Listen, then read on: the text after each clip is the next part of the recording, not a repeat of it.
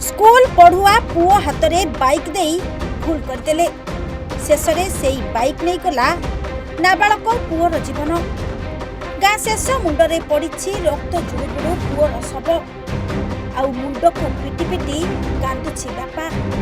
सामान्य टिके भूल पाई आज पुओ सबुदिन फेरीगला अफेरा राज्य को। आज्ञा आज सकाळु सकाळु एमिति एक छाती धरा खबर पूरा अंचल को स्तब्ध कर देछि। गाँ छकरे गदा हेछंती संशय लोक। आउ सामनारे ठिया हेछि दुर्घटनार मुख साक्षी से इटा बोझे ट्रैक्टरटी। दोष नथाई भी से जेमिति दोषी हो जाइछि गाँ लोक पाखरे।